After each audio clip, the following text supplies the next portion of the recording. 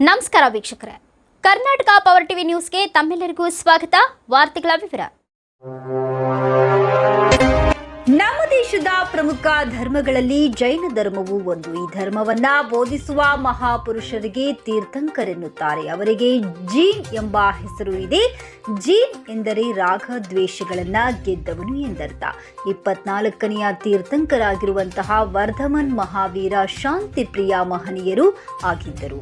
ಮಹಾವೀರರು ಕ್ರಿಸ್ತಪೂರ್ವ 599ನೇ ಇಸ್ವಿಯಲ್ಲಿ ಸಿದ್ಧಾರ್ಥ ಮಹಾರಾಜ ಮತ್ತು ತ್ರಿಶೂಲಾ ದೇವಿಯ ಮಗನಾಗಿ ಕುಂಡಲಾಪುರದಲ್ಲಿ ಜನಿಸಿದರು. ಅವರು ಬಾಲ್ಯದಿಂದಲೂ ಜ್ಞಾನ, ಭಾವೈಕ್ಯತೆ, ಸೇವಾ ಮನೋಭಾವನೆಯನ್ನ ರೂಢಿಸಿಕೊಂಡಿದ್ದರು. ವಿಶೇಷವಾಗಿ ಧಾರ್ಮಿಕ ಕಾರ್ಯಗಳಲ್ಲಿ ಆಸಕ್ತಿಯನ್ನ ರೂಢಿಸಿಕೊಂಡಿದ್ದರು. ಮಹಾವೀರರು ಅಹಿಂಸೆ, ಸತ್ಯ, ಬ್ರಹ್ಮಚರ್ಯ, ಅಚೌರಿ, ಅಪರಿಗ್ರಹಗಳೆಂಬ ಪಂಚಶೀಲ ತತ್ವಗಳಿಂದ ಜನರನ್ನು ಉದ್ಧರಿಸಿದ್ದರು.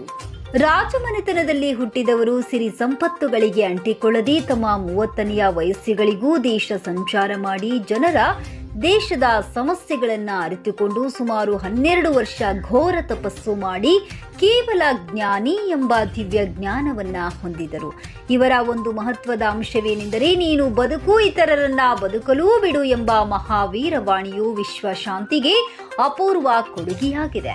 ನೀನು ಬದುಕುವುದು ನಿನ್ನ ಹಕ್ಕು, ಆದರೆ ಇತರ ಬದುಕನ್ನ ಕಿತ್ತುಕೊಂಡು ಅವರ ಶಾಂತಿ ನೆಮ್ಮದಿಯನ್ನ ಹಾಳು ಮಾಡುವ ಅಧಿಕಾರ ನಿನಗಿಲ್ಲ, ನಮಗಿಲ್ಲ ಎಂಬುದು ಮಹಾವೀರ ಅತಿ ದೊಡ್ಡ ಸಂದೇಶ. ಜೊತೆಗೆ ಜನರು ಹಿಂಸೆ ನಿಜವಾದ ಮಾನವನ ಧರ್ಮ ಎಂದು ಹೇಳುವುದರ ಮೂಲಕ ಶಾಂತಿ ಮಂತ್ರವನ್ನ ಜಪಿಸಿದರು.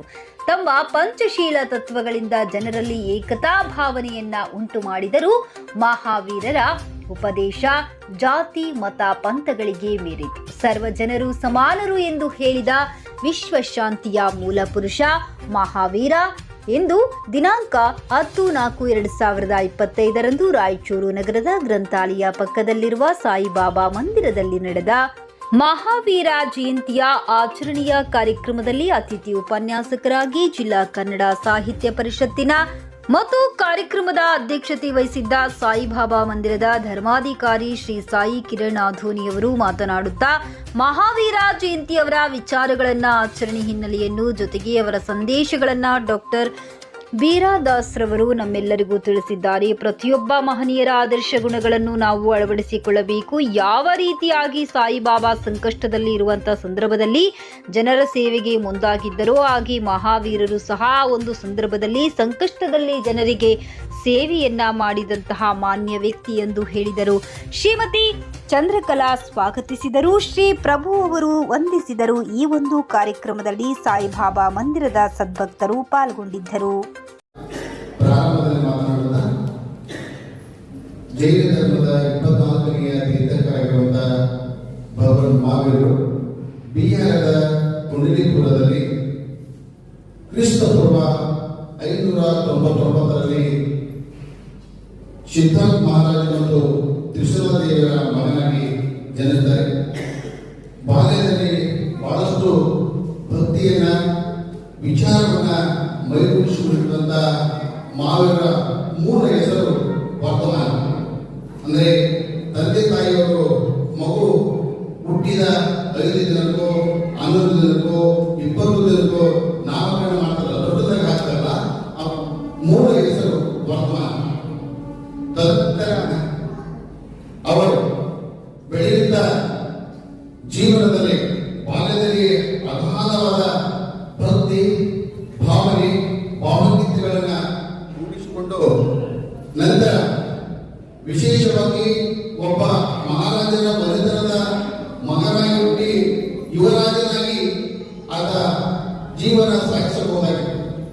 ಆದರೆ ಆ ದೇವರು ಕೊಟ್ಟ ವರಗಳು ಗೊತ್ತಿಲ್ಲ.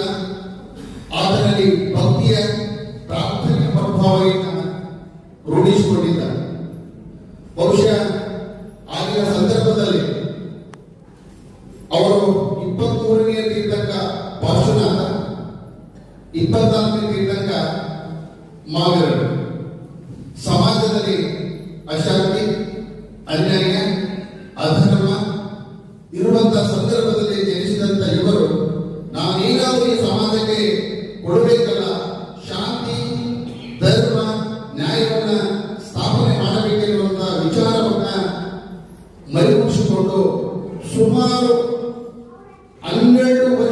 ಇಲ್ಲಿಯವರೆಗೆ ಘೋರ ತಪಸ್ಸನ್ನು ಮಾಡಿದಂತ ವ್ಯಕ್ತಿ ಮಹಾಪುರುಷ ಯಾರಂದ್ರೆ ಅದು ಮಾರ್ಗದಲ್ಲಿ ತಪ್ಪಾಗಲಿಕ್ಕಿಲ್ಲ.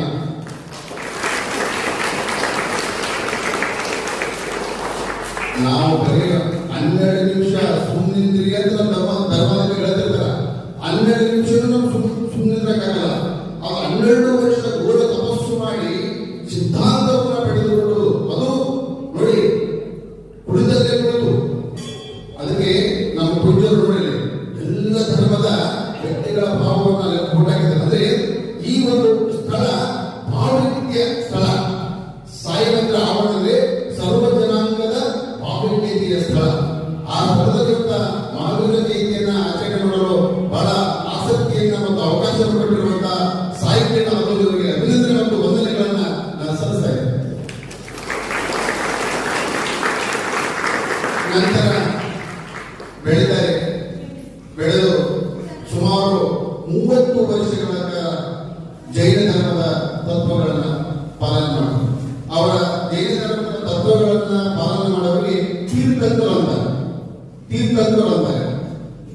ಇನ್ನೊಂದು ಹೆಸರು ಜೀನ ಅಂತ ಕರೀತಾರೆ. ಜೀನ ಅಂದ್ರೆ ಏನು? ರಾಗ ದ್ವೇಷ ಅಸೂಯೆಗಳನ್ನ ಮೆಟ್ಟಿ ನಿಂತವನು, ಅವರು ಜೀನ ಅಂತ ಕರೀತಾರೆ. ಅವರ ಮೂಲ ಕಾರ್ಯ ಧರ್ಮದ ತತ್ವಗಳನ್ನ ಜನಸಾಮಾನ್ಯರಿಗೆ ಮುಟ್ಟಿಸುವಂತ ಕೆಲಸವನ್ನ ಮಾಡ್ತಾರೆ. ವಿಶ್ವಕ್ಕೆ ಮೊದಲಿಗೆ ಶಾಂತಿಯ ತತ್ವವನ್ನ ಹೇಳಿಕೊಟ್ಟಂತ ಮೂಲ ಪುರುಷ ಯಾರಂದ್ರೆ ಅದು ಮಾನವೀಯ ವರ್ತಮಾನದಲ್ಲಿ ತಪ್ಪಾಗಲಿಕ್ಕಿಲ್ಲ. ಇವತ್ತ ಶಾಂತಿ ಇಲ್ಲ, ಜನರಲ್ಲಿ ನೆಮ್ಮದಿ ಇಲ್ಲ. ನಾವು ಬೇಗ ಎಲ್ಲರೂ ಫಾಸ್ಟ್ ಬಿಡುತ್ತಿದ್ದು ಫಾಸ್ಟ್ ಆಗಿ ಕೆಲಸ ಮಾಡ್ಕೋತೀವಿ, ಫಾಸ್ಟ್ ಆಗಿ ಆರೋಗ್ಯನ ಹಾಳು ಮಾಡ್ಕೋತೀವಿ.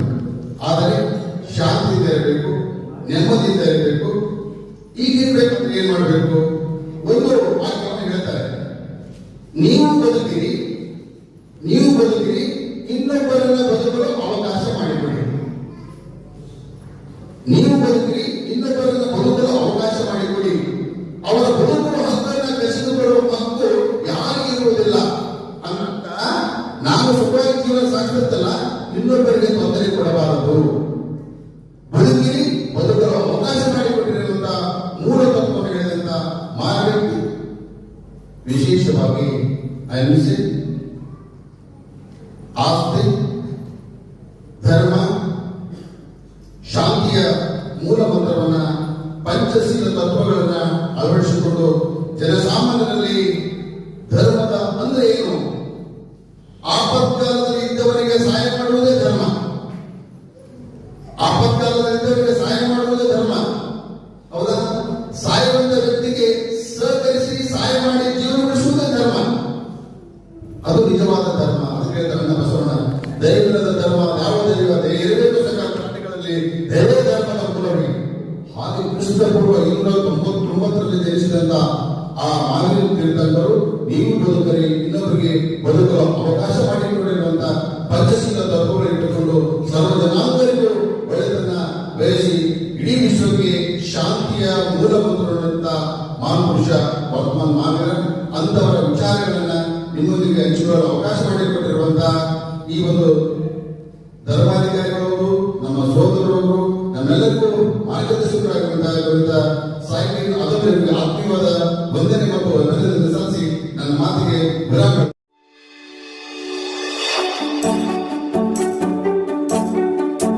ನೀವಿನ್ನು ನಮ್ಮ ಚಾನೆಲ್ಗೆ ಸಬ್ಸ್ಕ್ರೈಬ್ ಮಾಡಿಲ್ಲವೇ? ಹಾಗಿದ್ರೆ ತಡಬೇಕೆ? ಹಿಂದೆ ಸಬ್ಸ್ಕ್ರೈಬ್ ಮಾಡಿ, ಬೆಲ್ ಐಕಾನ್ ಪ್ರೆಸ್ ಮಾಡಿ, ಶೇರ್ ಮಾಡಿ, ಕಮೆಂಟ್ ಮಾಡಿ.